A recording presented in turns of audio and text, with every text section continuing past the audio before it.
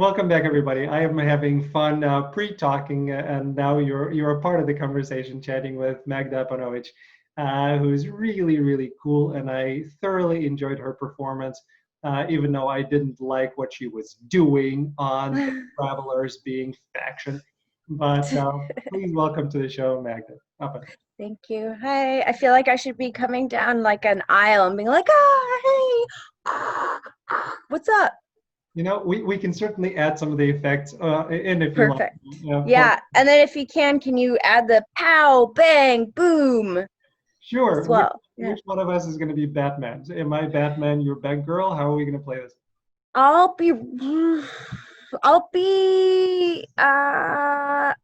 Penguin or the Riddler. Well, I have to be the Riddler in that case because, you know, I look a little bit like Jim Carrey. That's true. Yeah.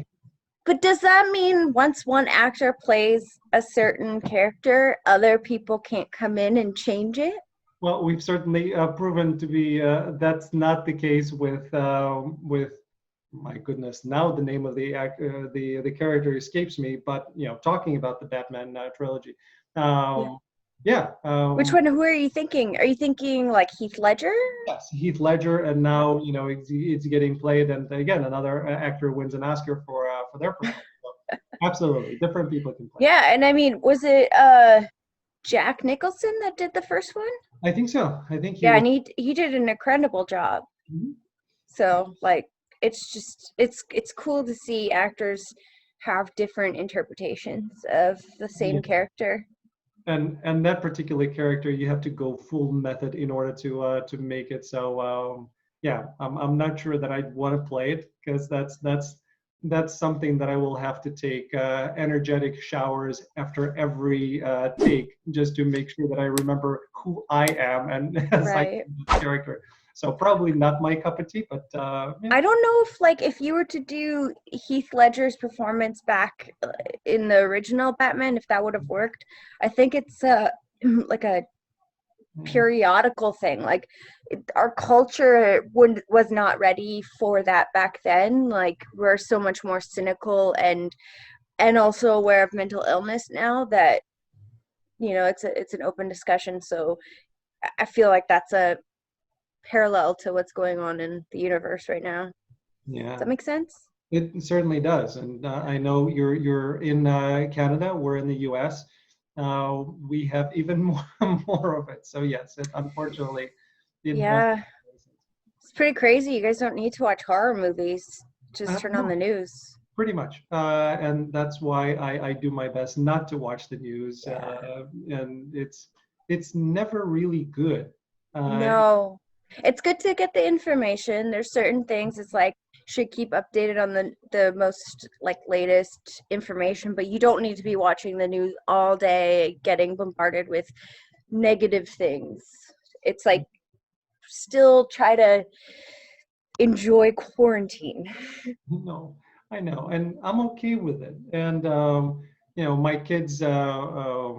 I have a 16-year-old daughter and an almost 11-year-old son in a few days. Oh, congratulations. Thank you, appreciate that. And you know, both of them have been basically going to school from home for a while. There's been talk of hybrids or going back. I'm like, you know what? I'm okay with them staying at home for a little while longer until we figure this thing out. I think just for safety reasons, it's better to just like, I mean, it's honestly going to be max another year, 2 years. I know that sounds like a lot, but really in the grasp of the universe and health wise, and it's like just, you know, the world kind of slows down a little for 2 years, and to me obviously the death's not good, but the whole part of society realizing that we were going so quickly and what is our values and what do we really care about. And obviously a lot of us have felt like, you know, mental health and like money to be sent to those places versus what's happening right now. I don't mean to get all political. No, that's it's a conversation, right? So no questions here. It's just I think it's wonderful that you don't mind your child your children staying at home and doing homeschool. And even if they don't do great, it's like, I think you could redo a grade, right? And then you could always do tests or uh, what is it? SATs. We don't have SATs, Mhm. but do Well, they still have SATs in the States? they do. I think they're on their way out because a Yeah, lot of good. universities now, they have been sued, and What? Tell me more. I don't understand. What? so some of the universities have been sued because people from less privileged backgrounds tend to do worse on those standardized tests.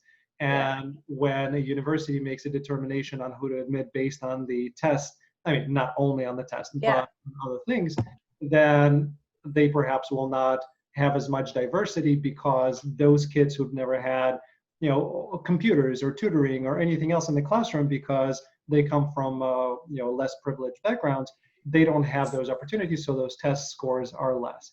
It seems So like it was done purposefully. maybe, I but think everything was done pretty purposefully for rich, privileged people to get. it could be. I'm of the opinion that there are good ideas and good intentions that people start out with, and I like then that. they go in their own direction based on people who are running the places or people who have Yeah. their own agendas. I So like your positivity. That's pretty nice. I I've just gotten a lot more cynical with age. I'm like, oh God, I used to be so optimistic. I used to believe in humanity. I was like, I watched all those superhero shows that's like gonna save the world.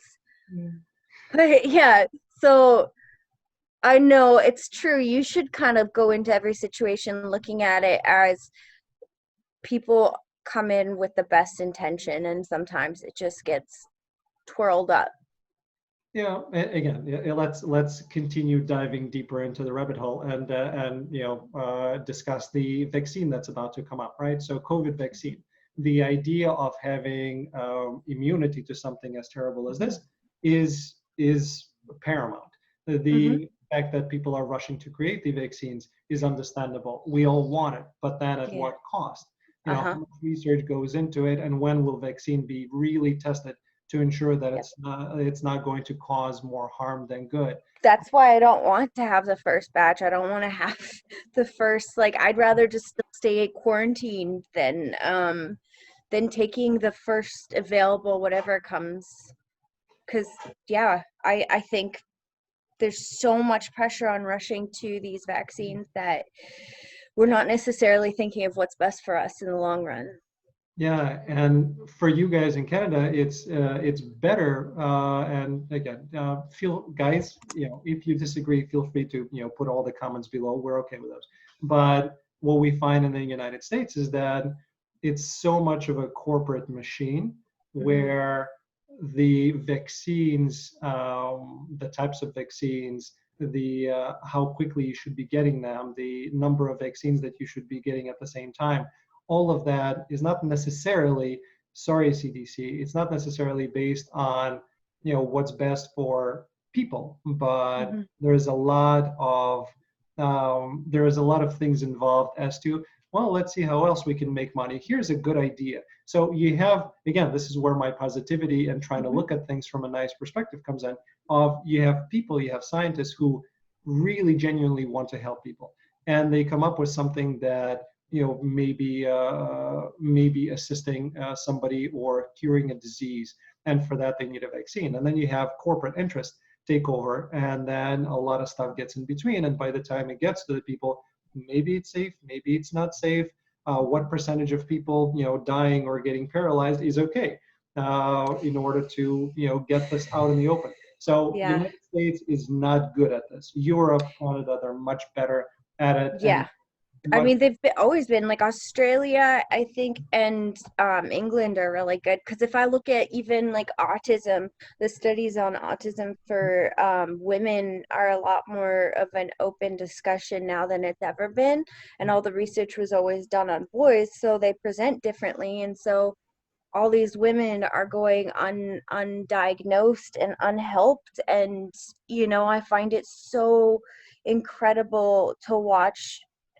at least watch other countries kind of start to get it right, and just hope that like we're behind at some point and we're going to join in, because Yeah. I think that's important stuff. Like I've had a lot of like learning disabilities and dyslexia and a lot more other things, and part of me thinks that I am autistic or have Asperger's, and um but because I present differently, and I could give you 100 reasons why I think I am autistic, but I also can pass as a very normal person. I am a normal person, Mhm.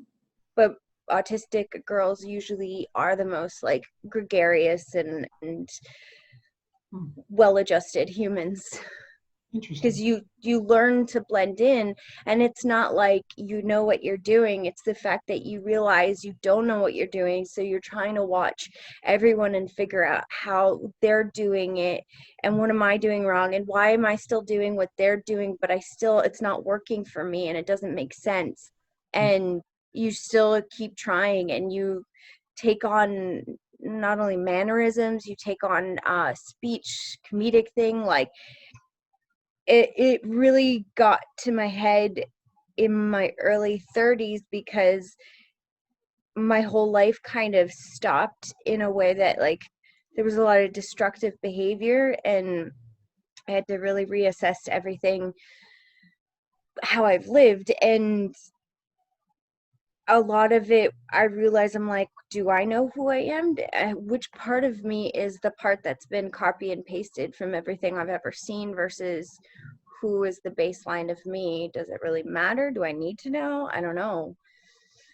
I mean, I could spiral into a million different sub conversations about that, but Well, listen, I mean, the fact that you are asking those questions and the fact that you are trying to figure it out, whether we talk about it or not, already says something about you, and that's the right thing to do.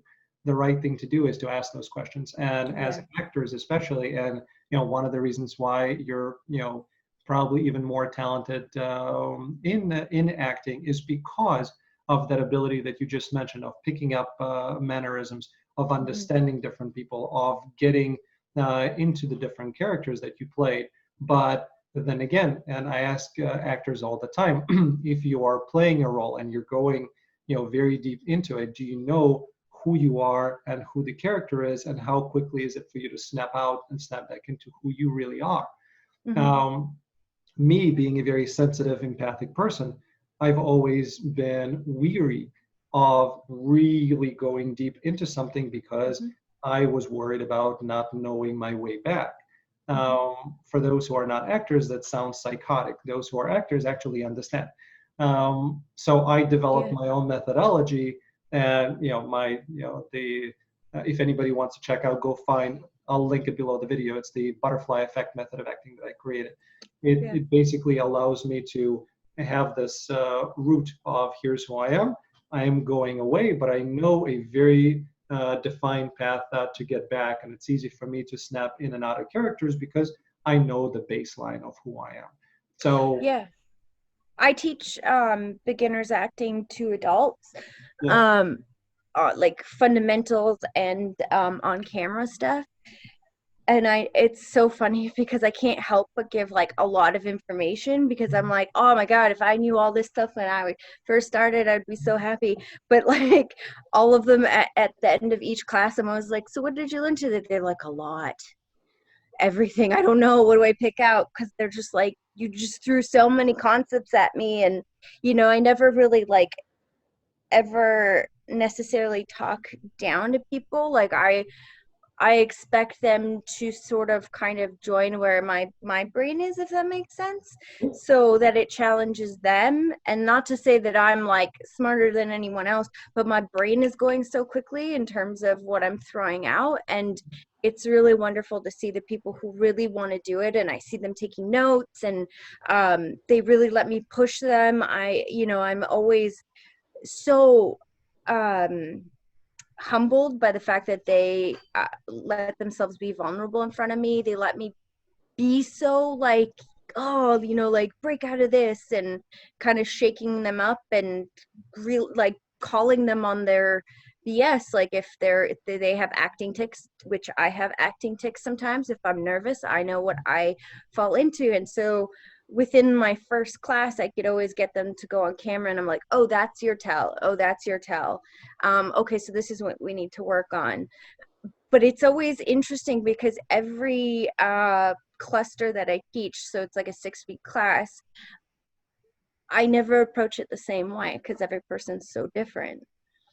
You know what I mean? Yeah. So you kind of have to see where the energy's at, and like how people's, like what they're getting, and like what they want, and what's their strength, what's their beauty. And so it's been pretty, just like, I've grown more being a teacher, I think, than an actor in the last 2 years. I can certainly understand that, and that's great. And you're mentioning all the things that I want to hear in terms of energy, in terms of having to adjust, and know who you're working with and what's going to work for them. So I'm sure you're a wonderful teacher based on what I just heard. Yeah.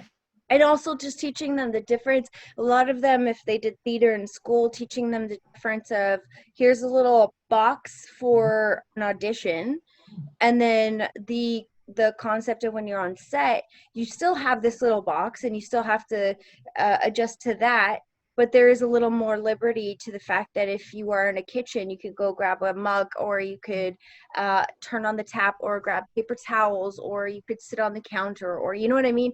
There's a lot more theatrical choices you can make on the day, on set. But when it comes to auditions, I have to really teach these people the fundamentals of how do you bring to life this tiny little box, Yep. yet not be too much. So it's like this fine line of like, ooh, where's the pendulum? It's tough, and then it gets even tougher based on the casting director. What I found uh, wonderful, ridiculous, and confusing all at the same time is that, I take a workshop with a casting director, and one of the things that they say is when you get in front of the camera for an audition, the first thing that you should be asking is, what's my frame? Because you need to know, Yeah. what's your frame, where can I work, and then understand it. I tell my Then students that all the time. catch this, right? I'm talking to another casting director, a well-known casting director. We're not going to name him right now. Yeah, yeah, I can tell you off camera. yeah. And then I asked him, what is the one thing that pisses you off in auditions? He said, if anybody goddamn comes in and the first question they ask me is, what's my frame? We're done. No, Yeah. He's like, no, freaking camera, move. I will move with you if I need to. no, Blew my mind. Completely no. different approaches. I'm telling you. I understand that, but like at the same time, like he has to understand. So for instance, like I had this audition where, you know, you have to turn the physicalness into acting, and sometimes you don't want the camera to follow you so that you could do the action off camera. So like I had to cover this kid's ears, and if I do this, it's not as good as if I do Yeah, I know. this, where it's like off camera, because then you don't have to stretch your imagination as much. But if you do things like on camera pantomime, then you're forced to like, even more so than it's already a foreign situation that you're just in a room trying to get out like a fucking beetle. The I found one commonality with casting directors, and pretty much that's the only thing in common, because on everything else they disagree. So the commonality is come prepared, come confident, and be the character. We don't care about you. We don't care about your Yeah. acting choices. We just want to see if you can Oh be yeah. that character. So that's the only thing that they agree on. Which background to use for self tapes, everybody disagrees That's on. a different one. Yeah. Which what whether you should be holding sides Yeah. or you should be off book, everybody disagrees on. Like complete walk in as the character or switch into the Yeah. character after Well, introduction. I almost didn't get a job because I came in as like, I was really excited. I was like 16. I just got my license Yeah. and or my learners, and it was for Peter DeLuise, and I did end up getting it. It was for Jeremiah. And then I did the audition, and like the audition was super serious, and like my parents were dead and everything, and then I went back to like happy. And so he told me years later, he's like, I almost didn't hire you because you came in so not the character, but then you were able to change it very quickly. And so I was like, I didn't even know I was at risk of losing something, but I've definitely learned from that and tried to kind of, because the frustrating part is they also expect you to come in and have a personality, and if they do feel like asking you, you've got to be on point and not blah and boring or fake or too much. Which I tell my students, I'm like, say hi, but don't like overstay your welcome, don't be fake, don't be sad. If you just broke up with your boyfriend or got in a car accident, they don't give a, am I allowed to swear? Fucking yes. They don't give a fuck about your life. Nope. Just like come in, do your job. And the thing is, if you are saying I'm sorry in the middle of a take or afterwards, it's like you're putting onus on the casting director that they don't want to have. They don't want to have the pressure of making you feel better when they already have so much going on in the day, and it's just, they're not your therapist. No matter how terrible you feel like you did in that audition, you keep it inside and you take it into outside of the audition into your car, and then you start crying. But you don't do it in the audition. You don't. I agree. That's the other thing that all of them agreed on is, you think you screwed up, don't tell us, because we may think that you're great. I tell them all the time, all that. I'm like, you could be their like top 2 choices, but then you say, I'm so sorry. And then the director's like, well, I guess my opinion was wrong. And maybe they weren't that good. And, they start thinking about that sentence from the actor versus what they saw. And you just convince someone out of a job. Yeah. Like yourself out of a job. Yep. It's such a fascinating experience. And from the actors that I talk to, and there are many actors who are really well known, and they teach other people how to go to auditions. And the one thing that resonates with me, for all the actors who are listening to us, is you have to go to the audition owning it and not giving a fuck. And even if your choices are wrong, just commit, because if you commit, then like the casting director sees that you are actually taking this seriously. This is something that you're committing to. And if it's incorrect, they'll give you adjustments if they, you know what I mean? As long as you make a choice and it's not ambiguous and you're like, I know they're doing something, but I don't know what. And I, tell my students all the time, I'm like, well, what were you thinking? And they're like, well, I don't know. It's like, well, I could tell. Yeah. Like, I was like, it's not like it was completely unbelievable. I just didn't know why I was watching you. Yep. Yeah. Yeah. Actors really love to hear that particular line. Well, that I don't know why I'm watching you. Yeah. But it's true, and they need to hear it. It just, that one cuts to the core of like. Really, to me, I got that when I was throughout my early teens or mid to late teens. That was one I heard a lot, and I was like, people, even students to this day, they're like, well, why do the stakes have to be life and death? Like, what if it's not? And like, I don't feel that way. I'm like, then we don't care about watching you. Then don't do this. Like, acting is not necessarily real life. It's hyper real life. It's hyperized, like, or that's not a word, but it's magnified. And so you have to find that emotion and learn how to amplify it, whatever it is that they're asking you for. Yeah. I mean, look at the things that we remember. If any person watching this, right? So do this exercise for a second. Think back to when you were a kid and try to remember a moment very vividly from that time. And I would bet that the moment that is going to come up is a moment of heightened emotion. It was either really positive or it was either really negative, but it was emotion that shook you in some way. And that's what we remember. So what do you think happens on screen, where on screen you are not displaying the entire life, you're displaying a moment from that particular life. That moment likely is going to be a moment that other people remember for a reason of heightened emotion, whatever it is. Exactly.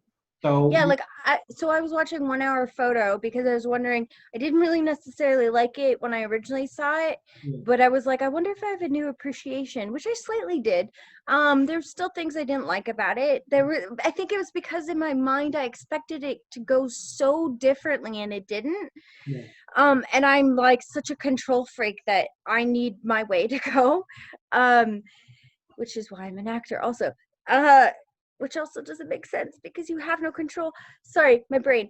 Um, so I was watching the one of the last scenes where the husband comes home and hugs his son and then slowly looks up at his wife. Mm, And when you're watching it, it's beautiful. I'm so engaged and I feel it and I know what he's doing, what's happening, what I'm supposed to feel. But then I take it outside of my brain. I'm like, if I was to in real life like hold my son and slowly look up, like it just would not be believable. But like we do these things that when it's on camera, it for some reason makes sense and doesn't look super weird.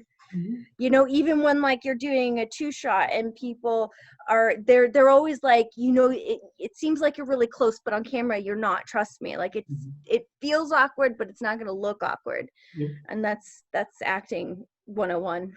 Mhm. It's true, and you and I, in the pre-show chat, we're talking about Van Damme, right? Yes. So I talked to a lot of Van Damme, by the way. The reason why I started doing splits, the reason why I Yes. never got into fights in high school, because I was doing splits between the chairs, and even though I didn't know martial arts, people assumed I was a badass That's just hilarious. because I was doing splits between the chairs. So Jean, if you're watching this, thank you for saving my butt. Yeah, Um, Jean-Claude Van Damme, if you're watching this, thank you for saving my butt because you entertained me through my youth when I was depressed. Oh wow, very cool. Yeah. No, Jean's great, and I talked to a lot of martial artists on my show who are actors, Yeah. and the stuff that is in movies. Talk about Van Damme, the tornado kick, uh, the tornado kick, right? It's not something that works in real life, but it's something that you are rooting for in the film. You want to see it. You know it's coming, and it looks fantastic. It's just it's that it's reality, but it's not reality. But we're living it at that moment, so it works. Well, like it's like when they do back handsprings in the middle of a fight, you're like, oh, that would never happen in real life, but No, that's absolutely beautiful to watch the choreography and it's like a dance and then they kick the shit out of people. But like half the things you're like, that would not be happening. I know. And I was talking to a fantastic martial artist, like a real martial artist, Yeah. not an actor who's a martial artist, but a Yeah. martial artist who got into acting. His name is Mark Stas, and Mark is like Hall of Famer martial art guy. That's And awesome. he was saying that the first movie that he was shooting, they were doing a fight scene and they did the choreography, and after the first take the other actor, who's also fantastic, Ron Smurenberg, said, "Hey, you didn't do this technique and you did something else." And Mark said, "You're correct. When we practiced, we did this, but then during the take, you did a slightly different variation of the kick. I am responding to it in a way that works for that variation." So in a real kind of fight, it's different. In a Yeah. martial arts film, everything is choreographed to a T and it has to flow that way. So it's a same thing with the eye raise. It has to work because it's on camera. Doesn't mean it's gonna work in real life. You know, I think a perfect example is season 2 Cobra Kai. Um, oh my God, like I not only okay, first of all, we'll talk about the fight scene in a second, but that was a one shot like steady movement. Like they probably practiced that fight for at least a month to choreograph to get that shot correct because it was going through and it didn't cut for like probably 2 minutes, maybe longer. Yeah, you're talking about the ending, the main fight in the room. Well, not room. Yeah, and then on top of them, they're teenagers, and I'm pretty sure a lot of them did their own fights. Like, Yeah. you could tell that they were training for like a month to do this, and it just was so badass, and I was so proud of them. I was just like, these kids, oh, the heart that went into it, and it looked fantastic. Yes. I'm a huge fan of the original, and I love it. But we all know that the fights there were, yeah, not great.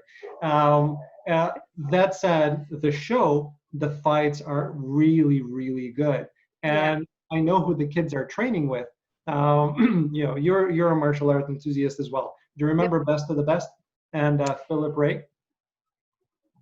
The name's familiar, but So Philip Ray and Simon Ray, both were in the Best of the Best I'll there. do Google later. Yeah. So Simon Ray, both of them are amazing martial artists. They're teachers, and Simon Ray is one of the people that trained the The Cobra stunt, Kai team. They spent a lot of time he's training. the stunt coordinator, or He's the choreographer and a trainer, so martial arts trainer to get the kids ready for Cobra Kai. yeah. So he's so he's the choreographer, but he's also like the stunt coordinator. So they do the choreography of the fights. Don't know if he's a stunt coordinator. I need to research that, but I know that he was the martial arts trainer to get the kids ready for Interesting. all of the actual techniques, and Okay. he's amazing. Yeah, I guess, yeah. That's, I mean, I got like a year or two ago, I got to train to be a boxer. Uh, and I had really quick turnaround that I had to do it or not do it. And they were going to originally use like a stunt double. And like I went to do training. It ended up being my first session 2 hours. And in the beginning, you could see the director, the stunt coordinator, and then the guy who owned the gym that was working with me really not be too happy, and they were like, oh, what did we do? And then the last hour, because I felt like they were basically giving up on me before giving me a chance, and I Yeah. was like, okay, let's stop. What is it that I'm doing that's incorrect, and what is it that you want me to do? And so he started talking to me, because I felt like I was being a little talked down to in the beginning, but once it was like we were working together and he was really like trying to work with me, he was teaching me a lot of things, and he was like, first of all, like, I was going like this, and boxers like lean into it, they're used to it. He's like, it's your home, like go into it. And certain moves that were very Miyagi, where he's like, when you pivot your foot, it's like putting out a cigarette. And sorry, the light.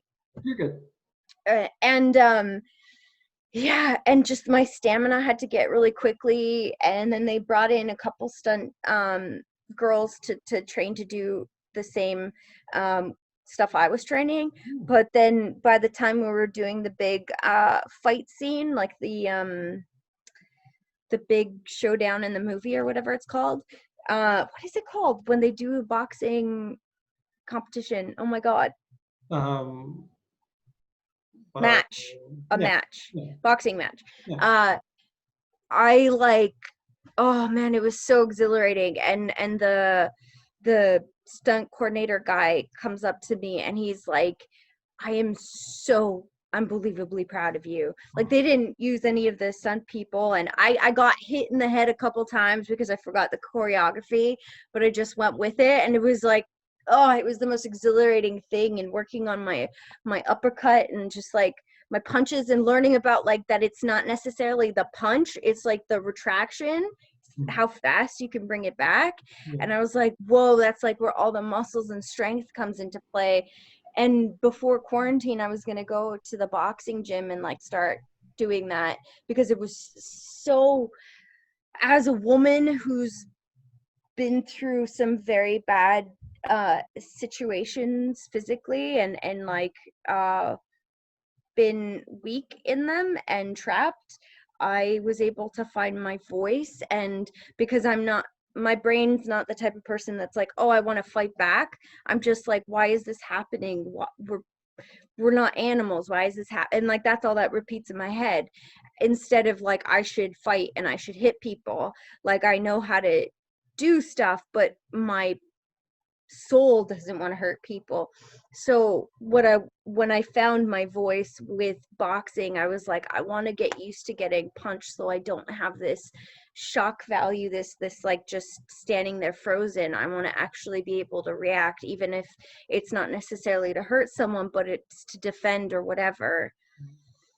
That was a long-winded story, but thank you for saying that, and good for you. And listen, even during quarantine, just grab a bag, have a bag in your house, or have have a speed bag that you can just hook it up to the ceiling. I have some weights, which kind of helps, and yeah, so I use them. And right, you can use weights because you can still do the same movement. You can still do bobbing and weaving. You can still grab a rope. You can do all sorts of things. But yeah, there's no substitute for getting hit, and that's why when people want to learn martial arts, or when people want to learn how to defend themselves, you really, unfortunately for you, I mean, you have to do something in which you're going to actually spar. You're going to get hit. Yeah. You need to get used to it, because if you're just practicing kata, it's beautiful. It's a dance. It's choreography. I love it. That's my favorite part. But you get hit, you need to know what it feels like. Otherwise, you're not going to be successful in defending yourself. Even when I was doing Continuum, I would like train to do the fights. But as soon as like the adrenaline came in and I was fighting with the stunt guys, and like I didn't know I was getting hit, but then I knew I was getting hit, and it was like, it was so jarring, but you don't have time to react. And it was like this really like shaky feeling. Like it's one of those things that you just need to get used to, and then it's not so scary.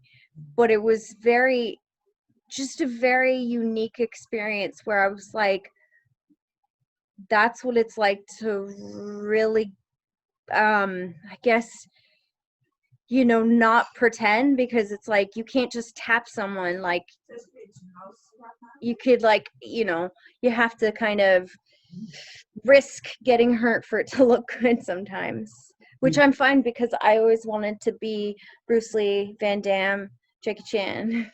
Yeah, me too. That's why I've been at this, and it's Scott Adkins, who I admire a lot. You may have seen him in films. He's the kind of cream of the crop from the martial art actor guys. He's a real martial artist, and he's a very successful actor. So Nice. Scott Adkins, go check him out. I will. You'll give me all the names to look up, and I'll go Google study. And I'll put it down below the video as well. But what Scott did, and I love him and hate him for it, because I had this idea, being a huge martial art film fan, is I started, once I started the show, I said, I'm going to talk to all the martial art guys and girls that I grew up watching. And I started inviting all of them. And I talked to some of them.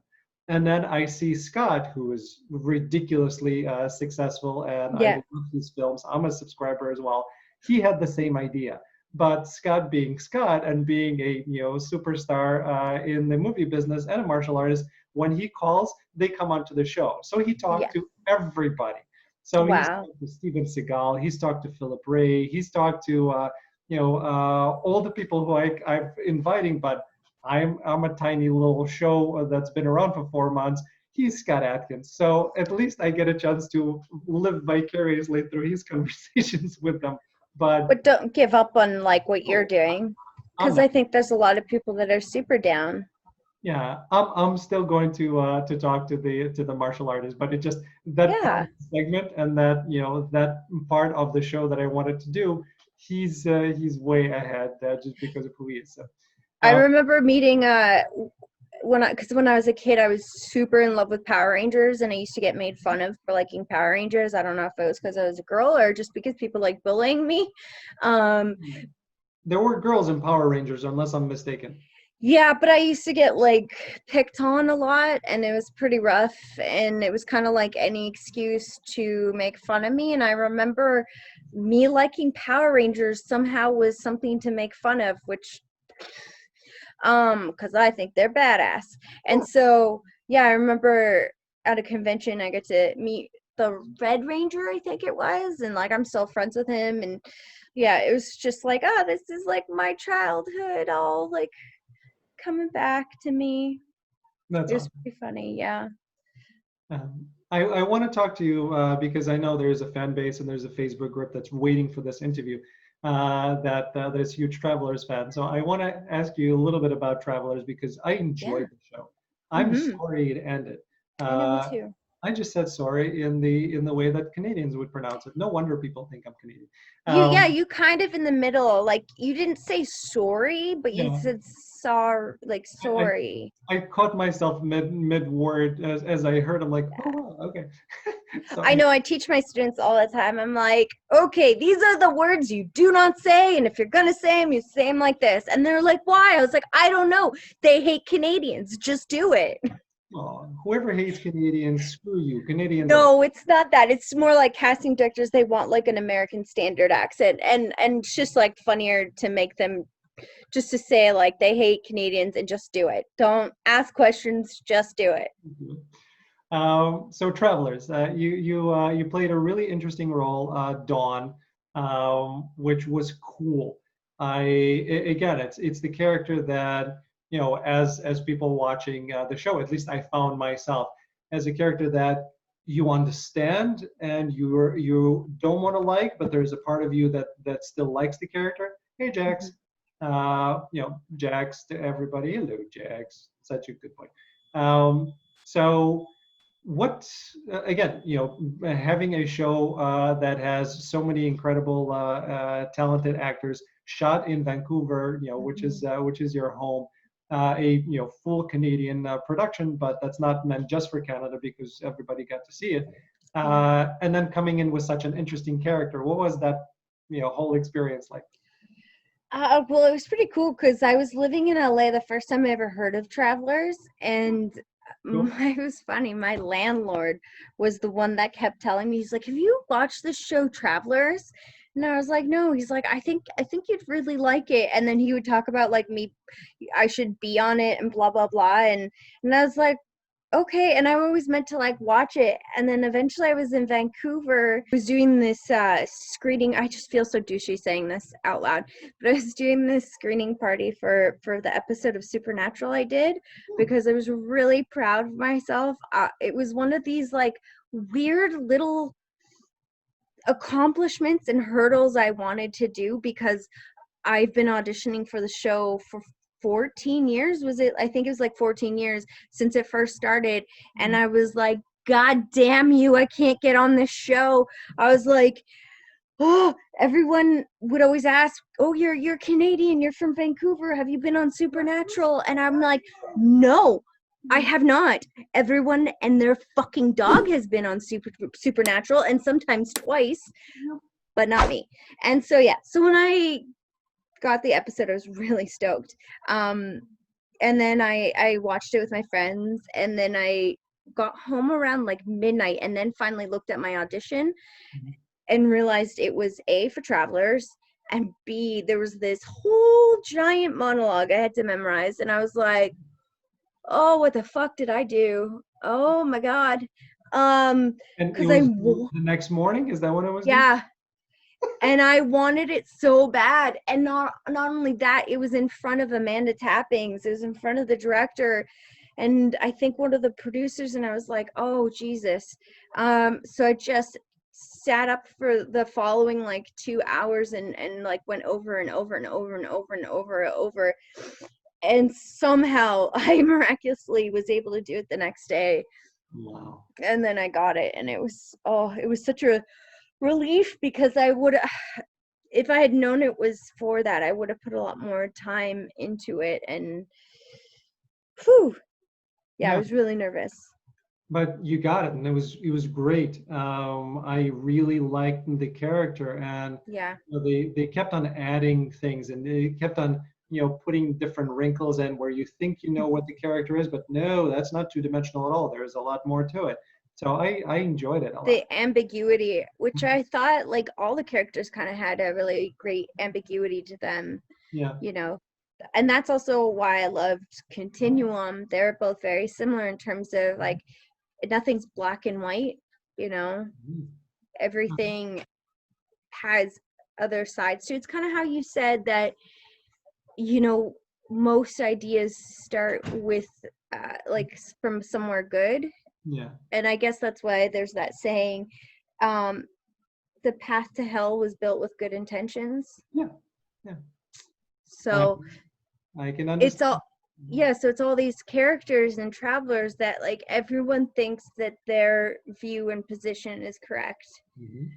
And at some point, if people don't stop and say, well, we can't maybe necessarily all be right, Yeah. or why am I fighting so hard? And in turn, there's so much destruction happening because of my choice. So many people are getting hurt because of what I think is justified for the end. It's like the whole Machiavellian concept where the means justify the ends. Yeah, it's a really hairy area to get into. And it's just fun because you, as a person, you could see where they're incorrect about their views, but as the actor, you have to find like where is their heart lie and how do they see this as a positive. Like if someone was playing Hitler, that's a really hard part to like play, but you'd have to see him as not the evil villain because Hitler didn't see himself as the evil villain. No one sees themselves as the villain. Mm-hmm. Yeah, you have to identify, and you have to you can't judge the character you're playing. You have to understand their point of view and believe that that's the right perspective. Did you ever see Unbreakable? That was a perfect example. Yeah.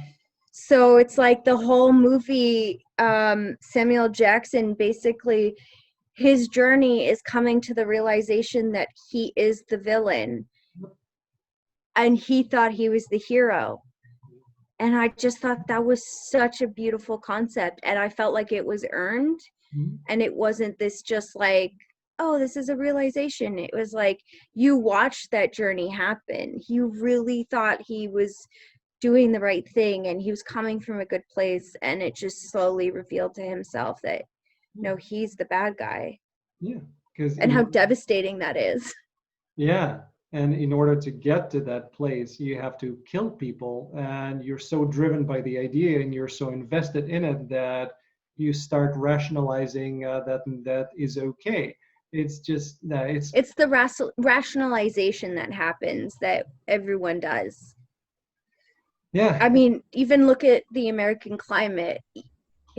Most of us cannot understand decisions that have been made, but there is a person and multiple people who have rationalized in their head that this is okay, this is normal, and that is a terrifying thought because they're not thinking, oh, awesome, this is like I'm playing with my army toys and I'm gonna blow shit up. It's like they actually think they're doing the right thing. They think they're making the right choices, and that's what's the most terrifying thing. Yeah. And it's, as I grow older, that's the realization, is that you may think of somebody as a bad guy, but it's not that simple.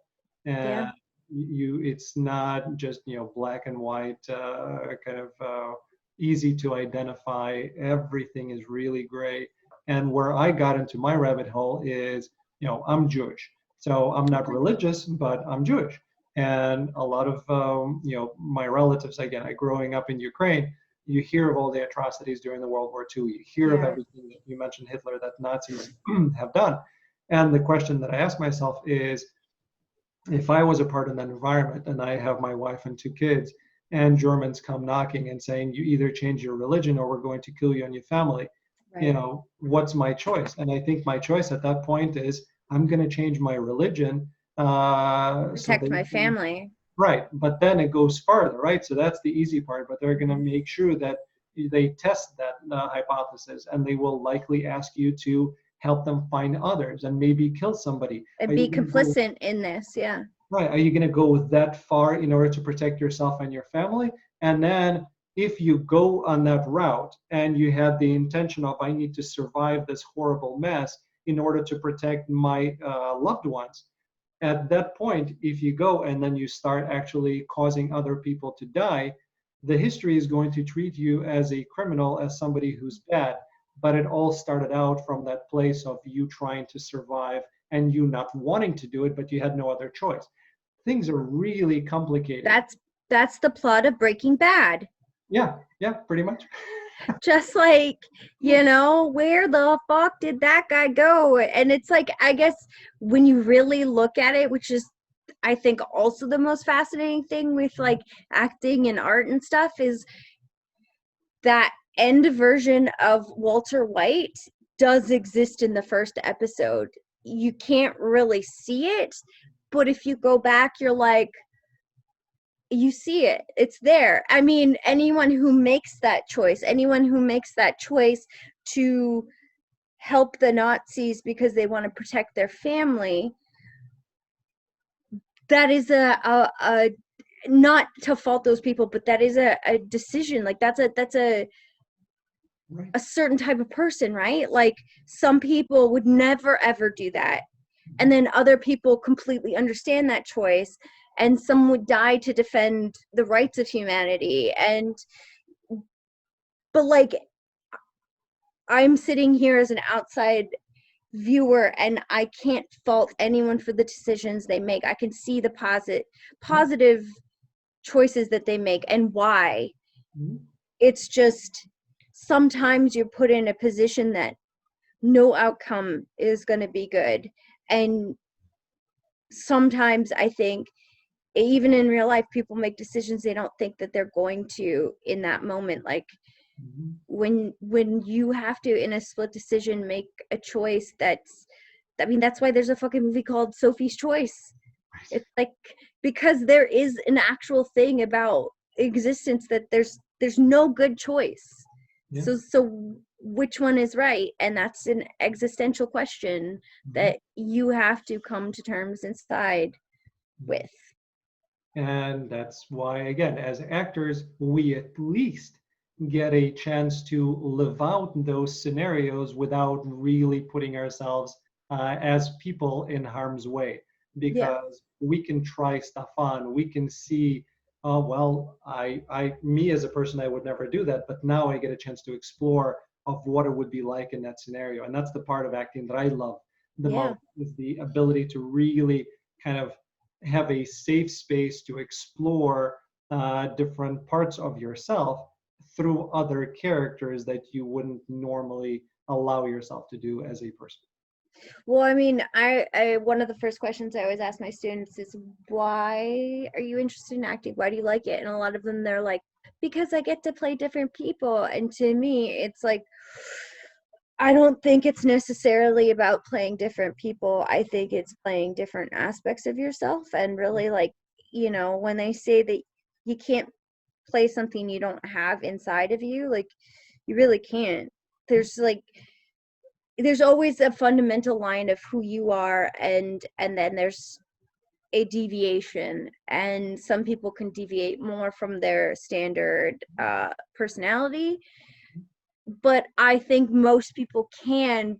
But you have to be able to channel into that part, or accept that there's like negative parts of yourself, or there's selfish parts of yourself, or there's like prideful parts, egotistical parts, there's manipulative parts, there's selfish parts, there's and I'm just saying the negative ones because it's easier to kind of come to the positive ones, but it's harder for us to accept those parts of us. At least for me, I'll speak for me. I've tried really hard to be a good person, so it's really hard sometimes to play an asshole. At the same time, I'm like, I've been an asshole in real life, and if I just admit that to myself, it's like, this shouldn't be so hard because I've been angry at people, I've been angry at the world, I've been a hypocrite, and just having to not beat yourself up for the things that you see in common with these characters and just kind of embrace it. And I get some sort of cathartic peace with it because I get to kind of let go of it. It's almost like I get to face it and say, I see you, it happened, I'm there, and then it goes. Yeah. And that's, again, in terms of working with trauma, you have to face it. And then when you do, eventually you let go, you process through it. So yeah, it's really important.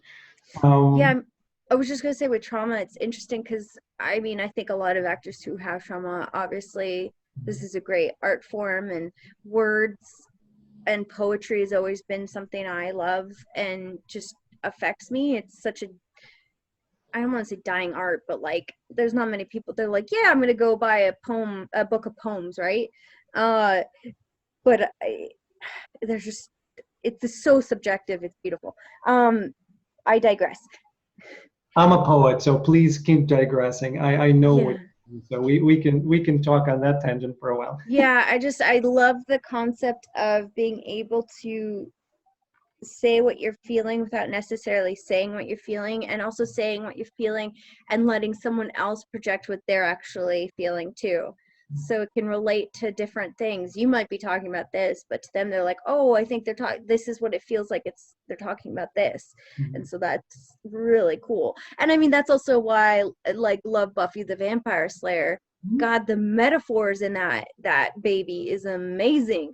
I just recently been trying to, I mean, I'm always trying to recruit people to watch and become new fans, and whew, so I can rant about it and how amazing it is. And so recently I had another friend, and they're transgender, and they're like, oh my God, like there's this fight between Buffy and her friends, and they're attacking her. And he was like, I can relate to this. This is, oh my God, this is metaphor. I'm like, I know.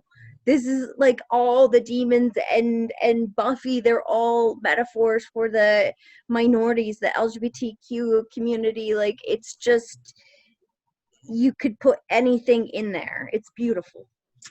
It's true. So Sarah Michelle Gellar, if you're listening, you have a huge fan.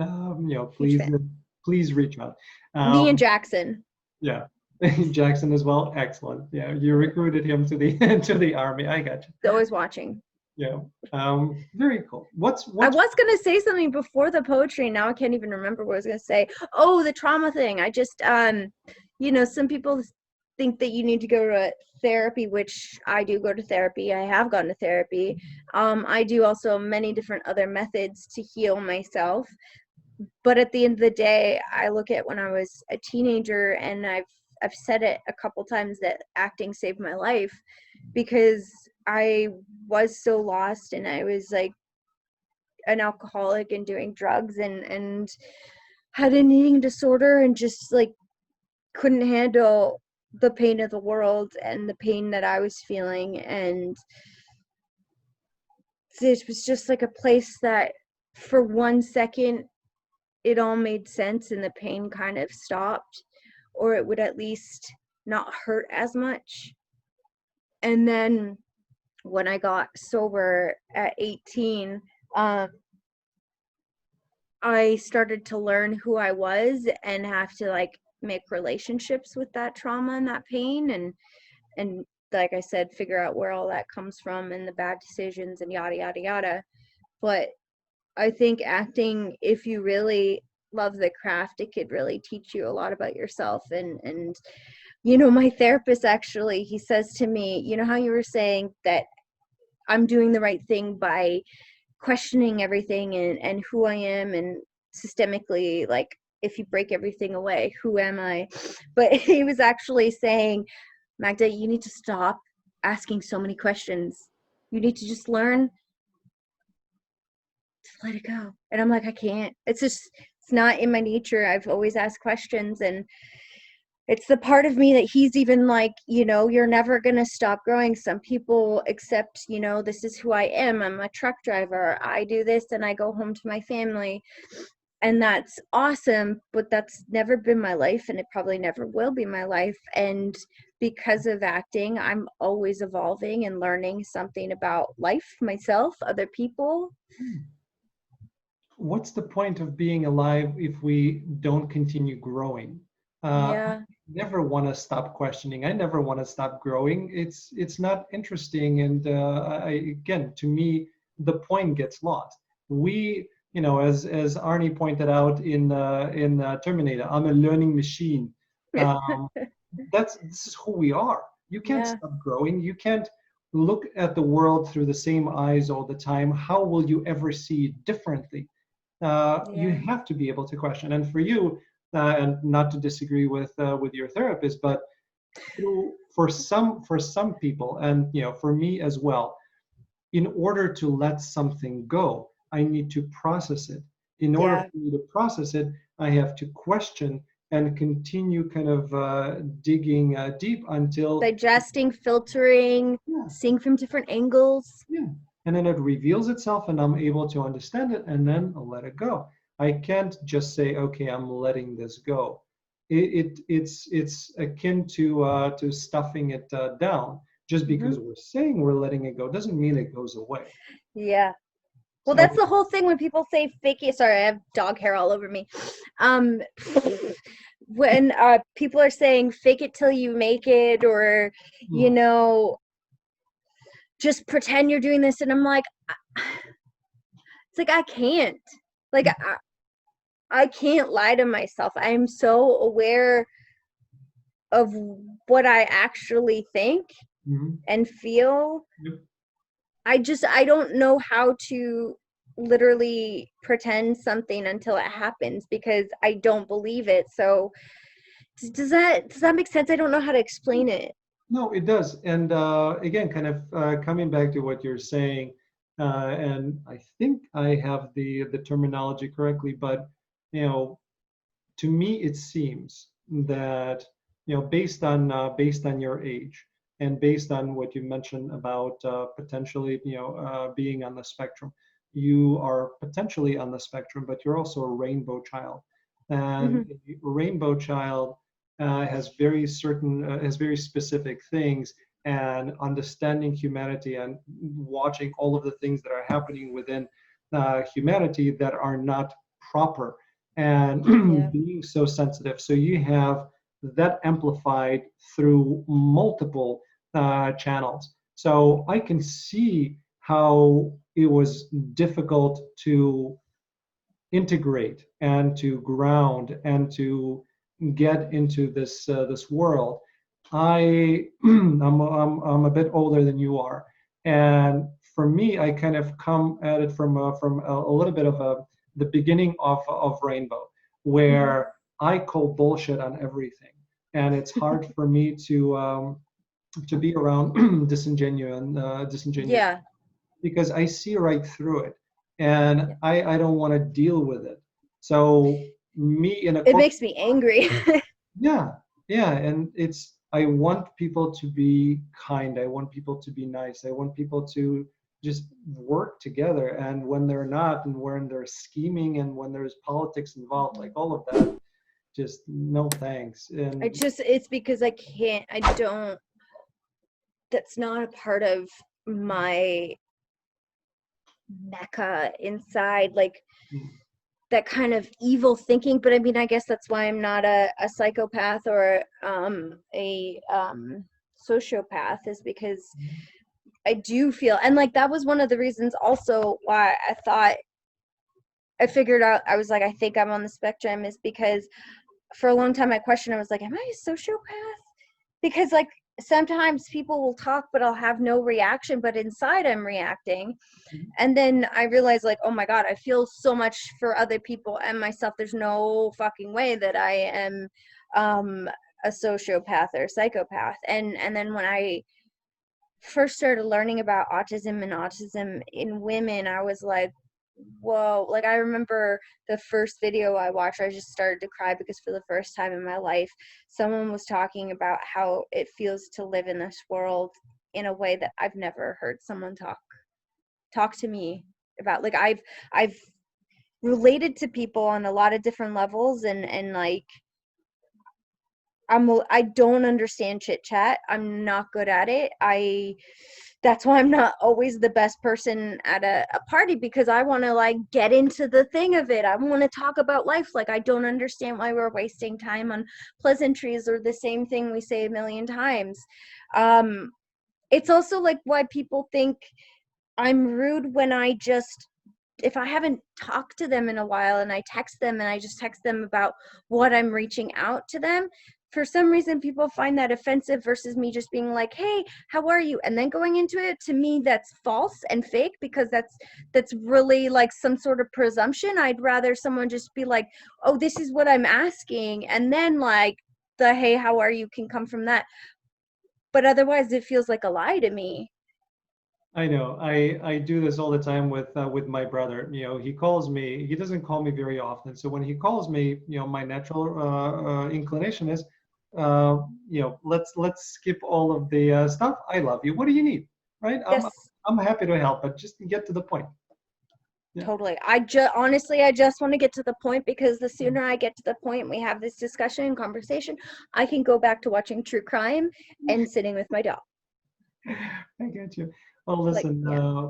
Magda, I And can. so, like, I'm just saying is like another, sorry, I didn't mean to interrupt, but another thing about like the whole, you know, how with guys with autism, it tends to be like you see their interests, you see that their things are like cars and bugs and Mhm. trucks, or you know, and they talk about them a lot. But the thing with girls is it tends to be something that really blends into the world. It tends to be something more like boy bands, makeup, Twilight, like things that you don't even realize that a lot of other girls are having these same like, oh, obsessions. But yeah, so you know, it can get missed.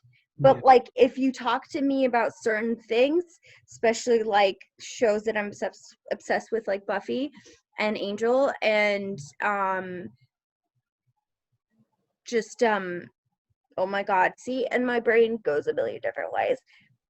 I have my things, and I, you know, if someone explains to me an actor, they don't even have to tell me much. I'm like, oh, you mean blah blah blah, oh blah blah blah, and it's like this movie, like my archive is that, and that's my obsession and thing that I'm like really into. I forgot what it's called. There's like a term for the things that autistic people like. It's like, oh my god, have you seen Love on the Spectrum? No, I have not. It's a dating show with autistic people, all different volumes of the spectrum. And like they had some sort of quote of 98% of autistic people um end up single or not married. And I'm like, I could see why, and that makes sense. And I fear that I am one of those people, because as I get older, I'm not like I was when I was a teenager and I thought I knew the answer to everything. I now feel like the older I get, the less I know. And the positive thing about that is I'm okay with that. I don't think I used to be okay with that. And that's a really relieving thing. But I used to think that like I would watch, you know, like Charmed and all these different things where there was like this epic love that someone would have. And I thought that's what I was looking for. And I've had a lot of heartache in my life, and, you know, maybe not chosen the best people because they were a reflection of what's going on inside of me. So they weren't treating me the best. But I feel like I might be a type of person that's not meant to be in relationships like forever. But I also want children, and I want a life. I want traditional stuff, but I also like, is it pan pansexual, where you're attracted to men, female, trans, whoever, like it's just I'm attracted to the soul. I'm you know, and like again, okay, I don't mean to harp on the autistic thing, and you can cut out whatever you want of this. No, no, no. We're not cutting anything. But the other thing is apparently like a lot of autistic people on the spectrum tend to have very ebb and flow sexuality, in terms of there's not so much gay straight, you know, it's like very Yeah. Yeah, whatever this is. No, Can't think of the word. I get it. And again, and for me to tell you, don't worry, everything is going to be okay. You'll find the Yeah, light. and that's not what I'm looking for. Right. It's stupid. But what I can tell you is that as you continue getting to know yourself, as you continue growing as a person, the universe naturally presents other people on your path that will reflect that. I have to And remind myself of that, to be honest. and maybe one of those people or some of those people are going to be the people that will be in your life for a long time. So keep growing and things. Universe has a way and an order that we may or may not understand or appreciate until much later. But I'm just so afraid. There's a part of me that feels like my best years are behind me, which is so messed up. I was talking with a friend and we were both like, I feel like it's too late for me. And we're both like, for what? And we're like, I don't know, but we just feel like it's too late. It no, doesn't make sense. it's not. Um, it's not. Here's a I know we're alike in certain ways. So here's a trick that I used once I turned. I think I started doing it in my 40s. I'm 45 now. So here's a mental trick that I use that works for me. Some people may think it's idiotic, but it works for me. So maybe it'll work for you. Let's try. I'm always open to advice. So what I did to myself is this, because you start turning into your 40s and you start thinking, holy shit, 40 is close to 50. 50 is really close Yeah, to, I do that. okay, I'm I getting, have 20 years until retirement, so I get it. yeah. I'm And already thinking that way. what I did is this. I basically said, okay, the reason why it's grabbing me is because I have associations. I'm going to change those associations. Hmm. And instead of me thinking that, people live to be in the 80s, 90s, God willing, longer, I'm going to say that people are meant to live for 200 years. And I 40 like that. versus 200, no big deal. I'm really just getting started. And then you get into that point of one part of you is calling bullshit. The other part of you say, shut up. I like this idea. I'm going to go with it. And you, it's the same chemical reaction as when you're sad and then you force yourself to smile for at least 60 seconds. Uh, I didn't know that, but I'll try that. you didn't know. But the 60 seconds? No. Yeah, I use that because again, I'm sensitive and I find myself sometimes down, and I literally force myself to I do like that, that. and then It's so creepy if you did that in front of me and I didn't know what you're doing. Oh my God. it's ridiculous. And Your then kids would be like, oh my God, Dad, what's wrong with you? I did that with my daughter. I went to her and I'm like, and I did this whole robot thing, and she's like, "Oh, go away." But when you do that, the body, there's a chemical reaction that happens with the body, and the body remembers that when you're smiling, then hormones start changing. So Mm. I found a same effect with me kind of placing the end of life to 200 years, and I'm thinking I'm 40. Oh, and then everything starts to kind of play different and you're thinking I'm young, and then you realize that because I'm at a point where I know a lot about myself, I feel relatively good in terms of my fitness level, but I can get a lot better, so I can feel a lot better, but I'm much smarter than I used to be. And then you get to like, okay, I'm just starting to enter my prime, forget what other people are saying, I'm good. And those little kind of But tweaks. I fear that I'm getting stupider. I fear that I'm like, I used to know so many words and now I feel like I lack them or I'm reaching for them and it's like I know them but I can't find them and they're there in the brain of Magda, but they're blurry, and so that freaks me out. And then Yeah. I also feel like it doesn't help with, sorry, I don't mean to frighten you. The dog, he's like, what are you doing? You're so loud. I also feel like with COVID, I'm having a bit of, well, I think I had this even without COVID, but and I'm having an emotional gap.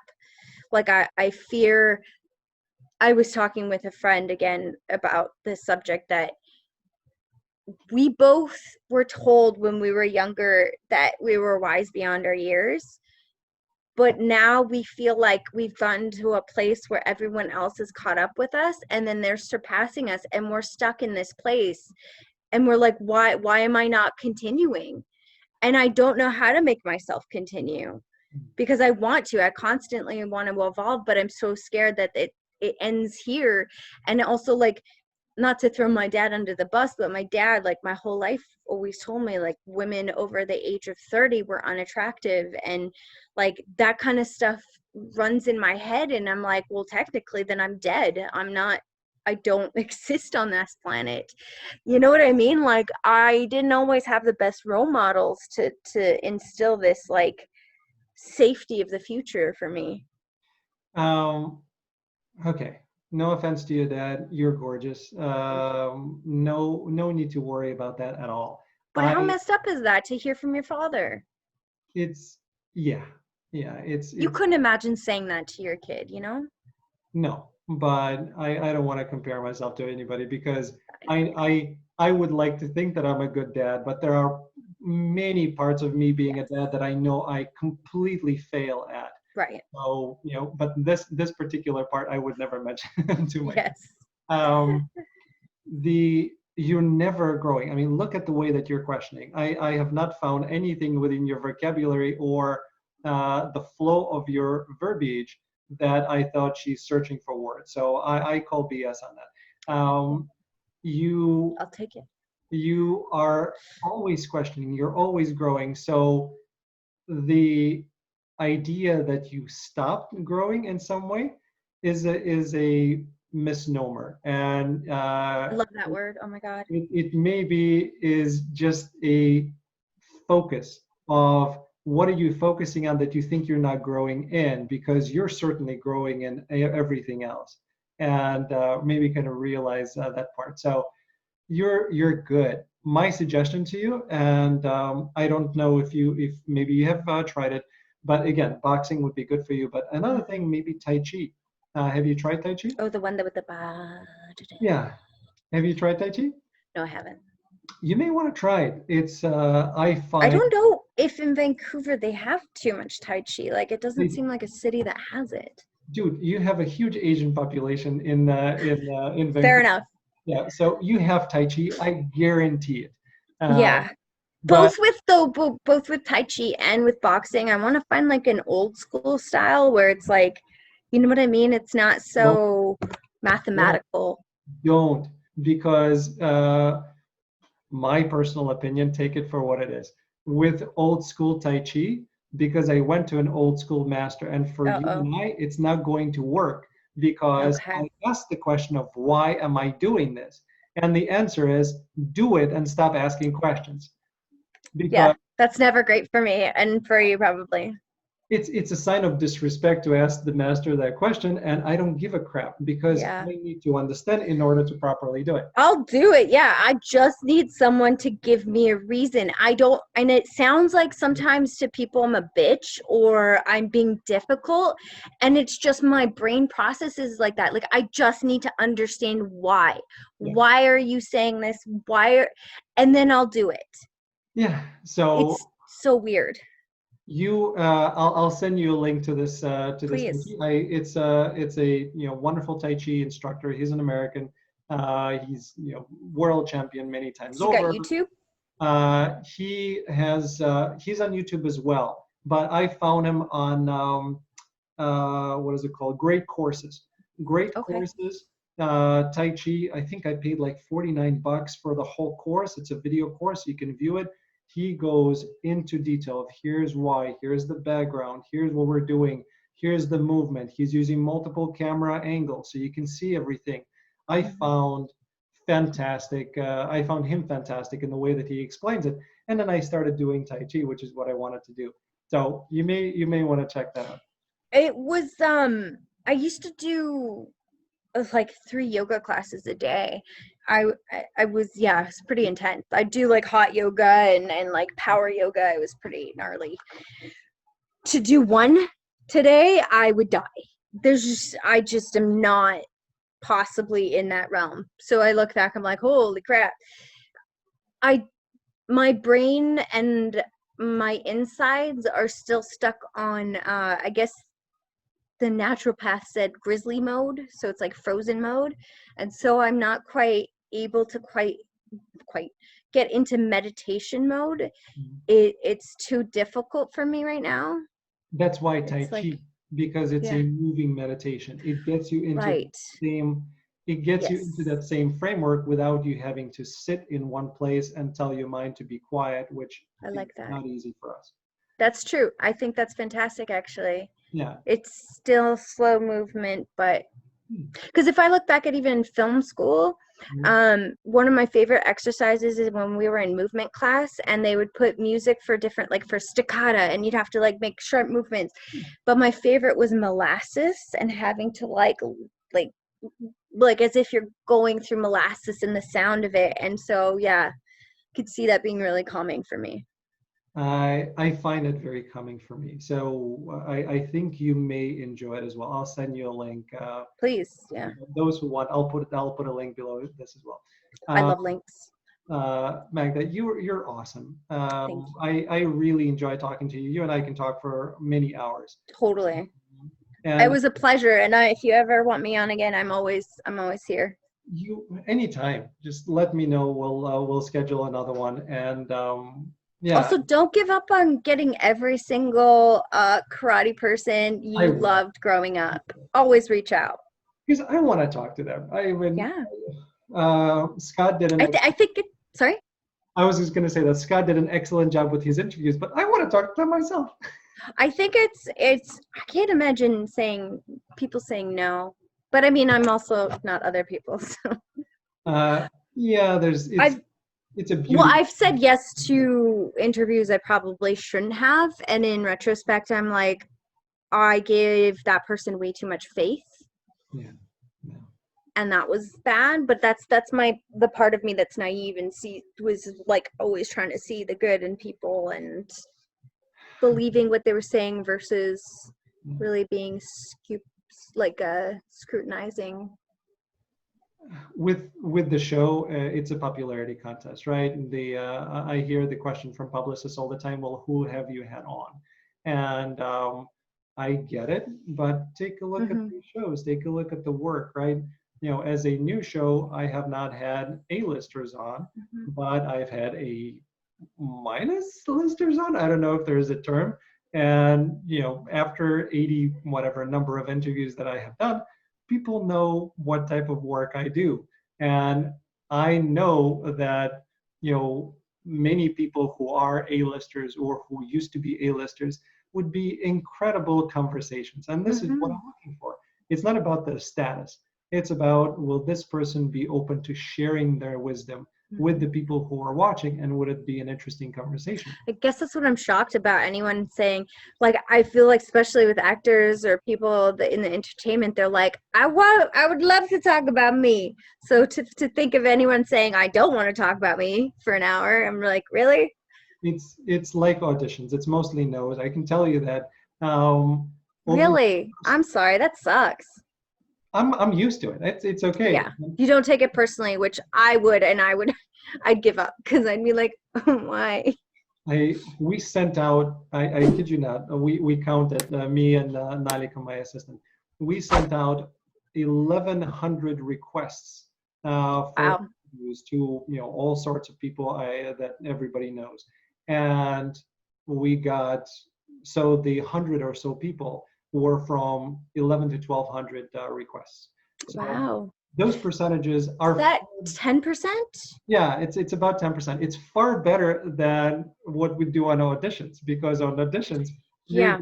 much smaller percentages. So this is still a better kind of game. And if you look at it as in influencer status, like from like what I've learned, if your engagement level is 10% of your numbers, then that's a positive. Really good. Yeah. Random shit that I learn. How do I pick this up? I don't know. I think I just I watch a lot of YouTubers and then they tell the audience about the stuff they tell me as if they're specifically talking to me. it's so funny. And again, we need to wrap, I know, but you and I are kind of the same way. Why not talk about acting? I don't understand why I would want to talk to somebody for 5 minutes. How can you ask them questions and dive into stuff for 5 minutes? And then people are saying, well, but your videos are long.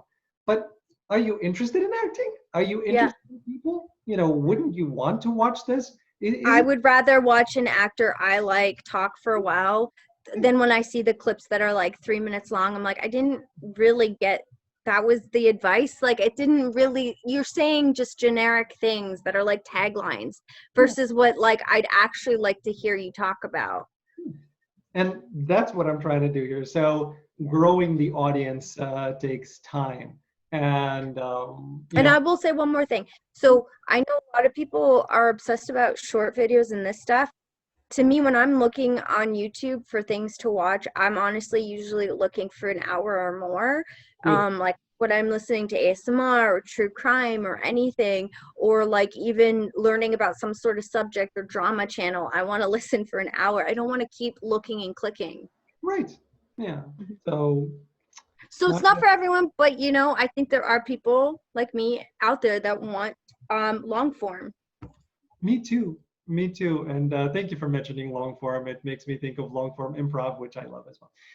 This is like long form improv. You have no idea what personality you're going to get, and you have to say yes to whatever comes your way. Same thing with me. Sorry, the light's pissing me off. No, you're good. So thank you for jumping on. Listen, you're a part of the Love of Acting family. You're always welcome.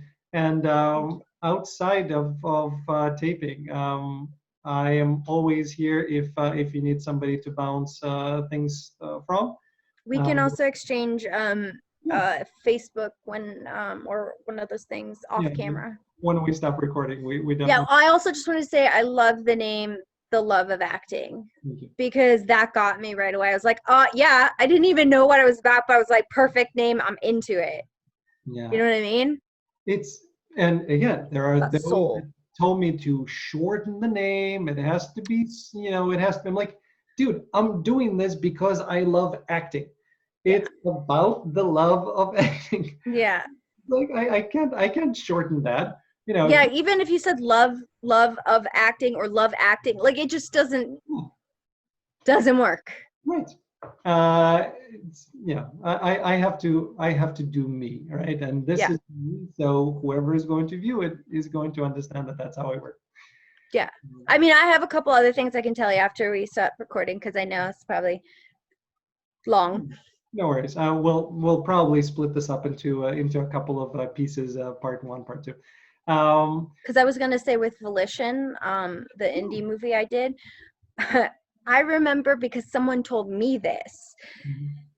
For marketing reasons, you should name your movie closer to the ABC because when it gets onto like on direct, it's one of the first things that come up. And This I is was like, oh, from a strategic side, I totally understand why they said that.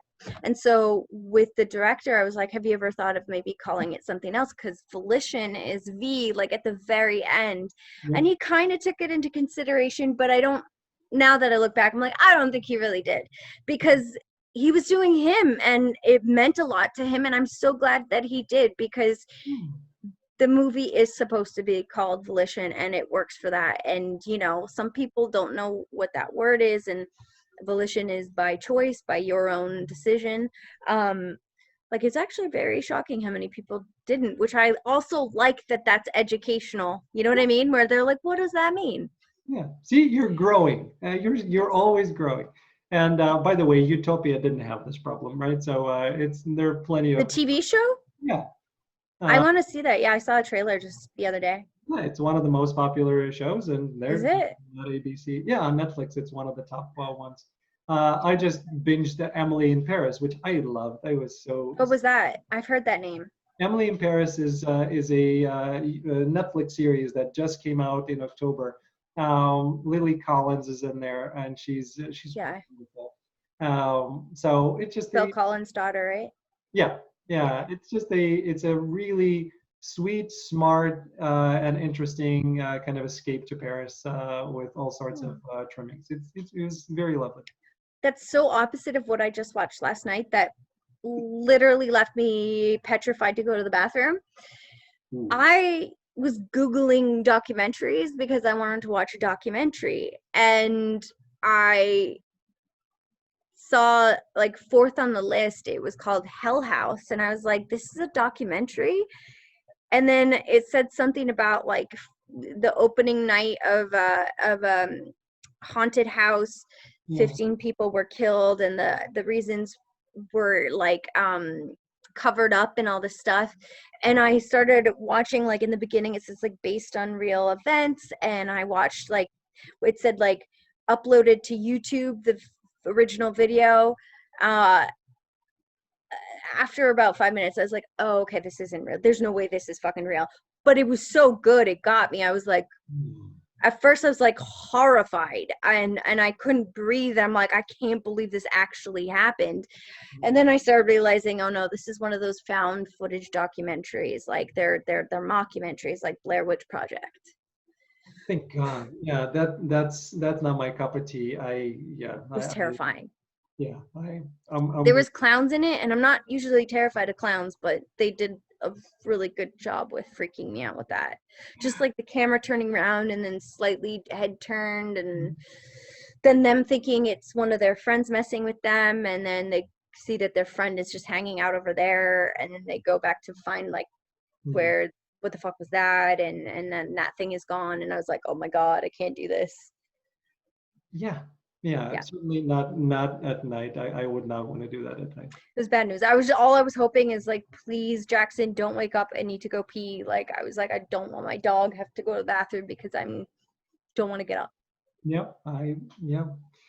Anyway, let's say goodbye to everybody. Everybody, thank you for joining. Magda and I, thanks for sticking with us. And we know you love acting as much as we do, so this is why we continue doing this for you. Thank you. That's a wrap. That's a wrap.